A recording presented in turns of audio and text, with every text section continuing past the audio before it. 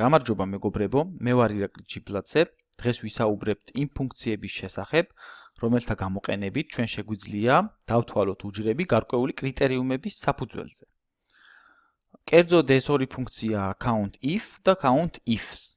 countIf ფუნქცია საშუალებას გვაძლევს დავთვალოთ უჯრები მხოლოდ ერთი კრიტერიუმის მიხედვით, ხოლო countIfs, როგორც ხვდებით, რამდენიმე ორი ან მეტი კრიტერიუმის მიხედვით. რა შეიძლება იყოს ეს კრიტერიუმები? შესაძლოა ეს იყოს რიცხვითი მონაცემების მნიშვნელობა, ან გარკვეული ტექსტური ჩანაწერები, ასე შემდეგ. ჩვენს წინაშეა პატარა ცხრილი, სადაც ჩამოთვლილია პირობითი სახეობები გარკვეული პროდუქტის და შესაბამისი თანხები. მაგალითისთვის ჩვენ შეიძლება დავთვალოთ ყველა ისეთი ჩანაწერი, სადაც თანხის რაოდენობა აჭარბებს 100. ფაქტობრივად ეს არის უჯრების დათვლა გარკვეული კრიტერიუმის საფუძველზე. ამისთვის ჩვენ უნდა გამოვიყენოთ countIf ფუნქცია, რომლის სინტაქსი არის საკმაოდ მარტივი და შედგება ორი არგუმენტისგან. პირველი ეს არის დასათვლელი არეალი, რომელიც იქნება ყველა უჯრა, სადაც რიცხვებია ჩაწერილი და კრიტერიუმი. კრიტერიუმის ჩაწერის დროს ჩვენ რადგან გვაქვს რიცხვითი კრიტერიუმი, უნდა მივუთითოთ ამ შემთხვევაში მეტია 100-ზე. მაგრამ აქ არის ერთი ნიუანსი, რომელიც აუცილებლად უნდა გავითვალისწინოთ. კერძოდ, ასეთი კრიტერიუმის ჩაწერის დროს ჩვენ ვიყენებთ ბრჭყალების სიმბოლოს. ანუ უნდა გავხსნათ ბრჭყალები, ჩავწეროთ მეტია 100-ზე და შემდეგ დავხუროთ ეს ბრჭყალები და ბოლოს დავხუროთ ბრჭყილებიც.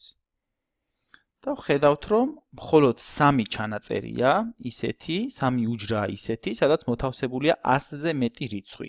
დავუკვირდით ერთ-ერთ უჯრაში ჩაწერილია 100, მაგრამ ჩვენი კრიტერიუმია 100-ზე მეტი და არა მეტი ან ტოლი. ამიტომ გვაქვს მხოლოდ 3 რაოდენობაში. რაც შეეხება countIfs, მაგალითად ჩვენ შეიძლება დაგვჭირდეს უჯრების დათვლა, ისეთი უჯრების, რომლებიც მეტია 100-ზე, მაგრამ ამავდროულად დაუშვათ მიეკუთვნება A კატეგორიის პროდუქტს. ანუ A პროდუქტის A კატეგორიის შიგნით 100-ზე მეტი ჩანაწერები დავთვალოთ. ამისთვის უკვე ჩვენ უნდა შემოვიღოთ ორი კრიტერიუმი და შესაბამისად გვჭირდება countIfs ფუნქცია. countIfs ფუნქციის შემთხვევაში სინტაქსი countIf ფუნქციის მსგავსია, მაგრამ აქ განსხვავება ის არის, რომ გვაქვს რამდენიმე ან მრავალი არეალი და შესაბამისი კრიტერიუმი.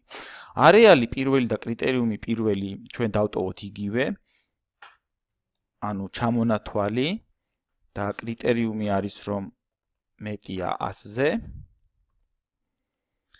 შემდეგ უნდა მივუთითოთ მეორე არეალი, სადაც მეორე კრიტერიუმი არსებობს. ამ შემთხვევაში ეს არის პროდუქტების ჩამონათვალი